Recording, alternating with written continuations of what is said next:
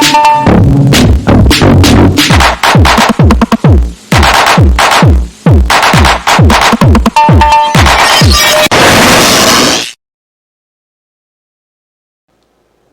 दोस्तों, मैं आ चुका हूं आपके सामने मेरा पहला यूट्यूब वीडियो लेकर। स्टडी रिलेटेड रहेंगे अब मेरे वीडियो। साथ ही साथ आपको मैं यहां पर पे उन क्वेश्चनों के उत्तर बताते हुए चलूंगा इस वीडियो में, जिन क्वेश्चनों का मैंने आपसे इंस्टाग्राम स्टोरी तथा यूट्यूब पोल पर पूछे थे। ज़्यादा देरी ना करते हुए चलिए वीडियो को स्टार्ट करते हैं। आप प्लीज़ इस वीडियो को ज़्यादा स्किप ना कीजिए। साथ ही साथ आप इन क्वेश्चनों के उत्तर अपनी नोटबुक पर भी लिखते हुए चल सकते हैं। और साथ ही साथ मेरे चैनल को सब्सक्राइब तथा इस वीडियो को लाइक शेयर एंड कमेंट करें कि कैसा लगा ये वीडियो। लीजिए अब स्टार्ट करते हैं ये क्वेश्चन। पहले देख सकते हैं आप यहाँ पर पहला क्वेश्चन है कि heaviest metal of the periodic table of chemistry. इसका हिंदी अर्थ बनेगा कि केमिस्ट्री के आवर्त सारणी का सबसे भारी तत्व कौन सा है। यहाँ ऑप्शन में दिया गया है लिथियम, टंगस्टन, मरकरी तथा ओस्मियम। यहाँ सही उत्तर है ऑप्शन डी, ओस्मियम। अगला क्वेश्चन है lightest metal of the periodic table. यहाँ क्वेश्चन में थोड़ी सी गड़बड़ी हो चुकी है। क्वेश्चन है कि lightest metal of the periodic table of chemistry is, इसका मतलब कि सबसे हल्की धातु रासायनिक आवर्त सारणी की कौन सी है। ऑप्शन है फिर से लिथियम, टंगस्टन, मरकरी तथा ओस्मियम। इसका सही उत्तर होगा ऑप्शन ए, लिथियम। अगला question density of lithium metal. अभी जो आपसे पूछा कि यहाँ पर पिछले क्वेश्चन में सबसे हल्की धातु जिसका उत्तर था लिथियम, तो अब उसी धातु की यहाँ पर घनत्व डेंसिटी पूछी गई है। डेंसिटी का हिंदी अर्थ होता है घनत्व। तो सही उत्तर होगा 0.53 ग्राम पर सेंटीमीटर क्यूब, ऑप्शन ए।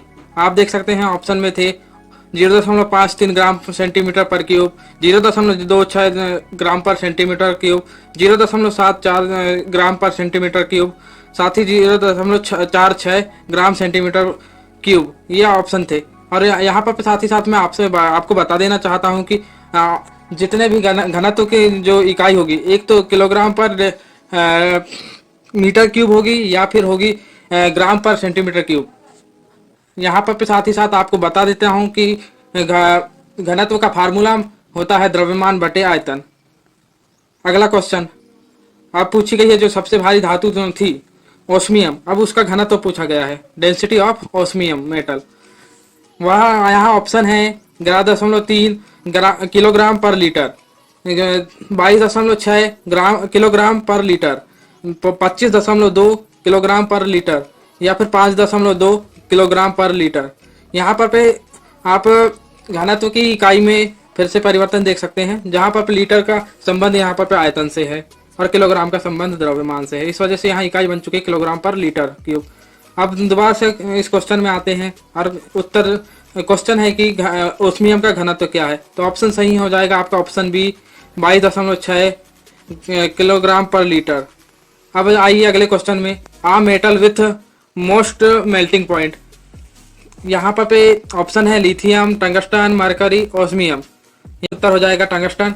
आप साथ ही साथ इस वीडियो को लाइक करते चलिए और साथ ही चैनल को सब्सक्राइब कर दीजिए। अगला क्वेश्चन है approx melting point of tungsten. पिछले इसमें सबसे ज़्यादा मेल्टिंग पॉइंट पूछा गया था जो कि होता टंगस्टन का, तो उसी टंगस्टन का यहाँ मेल्टिंग पॉइंट यानी क्वथनांक पूछा गया है। क्वथनांक के लिए ऑप्शन है 3500 degree Celsius, 3573 degree Celsius, 3800 degree Celsius है, 3873 डिग्री सेल्सियस। तो यहाँ पर आंसर हो जाएगा ऑप्शन ए, 3500 डिग्री सेल्सियस। अगला क्वेश्चन है a metal who remain liquid state in STP, यानी कि वह उस धातु का नाम बताइए जो कि सामान्य ताप दाब की परिस्थिति में भी द्रव अवस्था में पाई जाती है।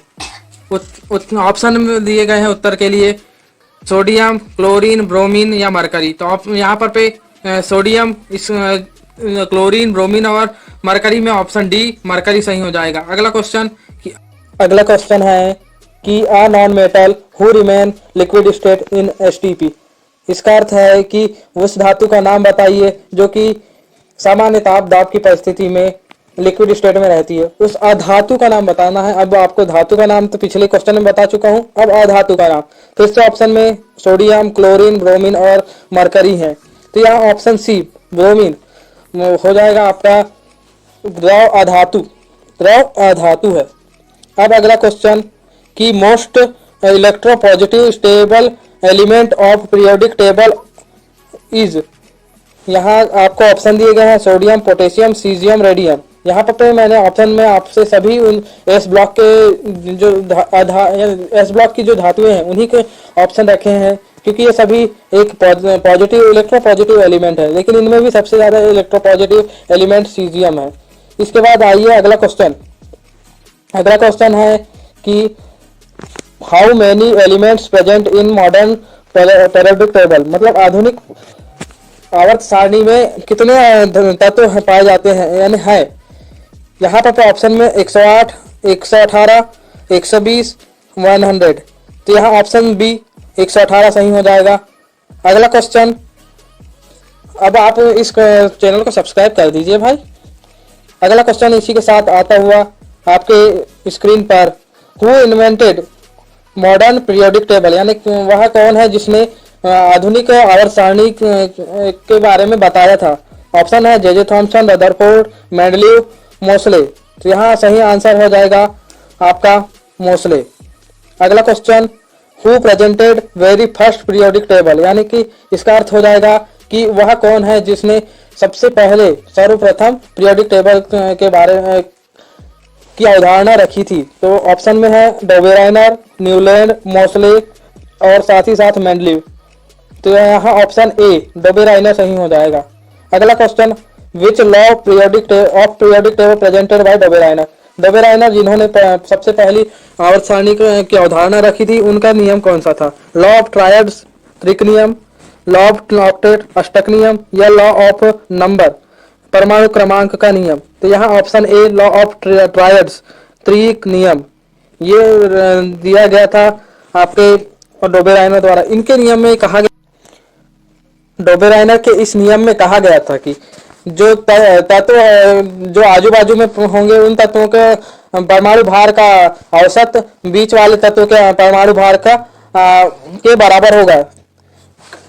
अब अगले क्वेश्चन में आते हैं जो कि है which scientist given law of octet of the periodic table, मतलब रासायनिक आवर्त सारणी का अष्टक नियम किस वैज्ञानिक द्वारा दिया गया। यहाँ ऑप्शन है लोथर मेयर, न्यूलैंड, मोसले या मेंडलीव। तो ऑप्शन बी न्यूलैंड सही हो जाएगा आपका। इसी के साथ अगले क्वेश्चन पे हम बढ़ते हैं। Law of triads of periodic table of Dobereiner is based on, मतलब कि जो लॉ ऑफ ट्रायड्स या त्रिक नियम जो डोबेराइनर द्वारा दिया गया था वह किस पर आधारित था। तो यहाँ पर ऑप्शन में है आपके लिए atomic number, nucleus charge, atomic mass या इनमें से कोई नहीं, नथिंग। तो यहाँ मैंने आपसे कहा था कि उनका जो आजू बाजू के तत्व उनका परमाणु भार का औसत बीच वाले तत्वों के परमाणु भार के बराबर होगा। परमाणु भार या इसे लिख सकते हैं परमाणु द्रव्यमान। इसका अर्थ हुआ कि यहाँ पर परमाणु द्रव्यमान के पर आधारित था लॉ ऑफ ट्रायड्स या फिर त्रिक नियम डोबेराइनर जो कि दिया गया था डोबेराइनर द्वारा।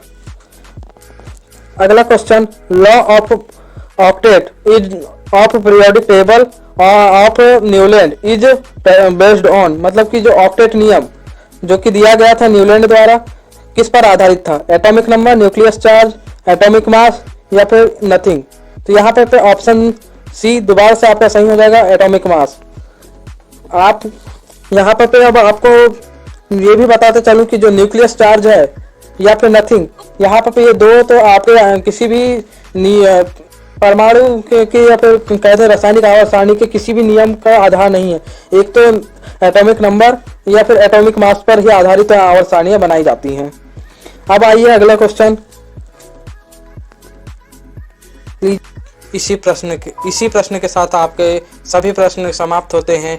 यहाँ तक वीडियो देखने के लिए धन्यवाद तथा इसी तरीके के प्रश्न के उत्तर तथा इसी तरीके के प्रश्न क्विज के लिए मुझे इंस्टाग्राम पर फॉलो करें और साथ ही साथ मेरे यूट्यूब चैनल LR केमिस्ट्री को सब्सक्राइब कीजिए तथा बेल आइकन को ऑन कर दीजिए, जिससे कि मेरे आने वाले सभी वीडियो तथा पोल की जानकारी आप तक पहुंचती रहे। Thank you for watching till and.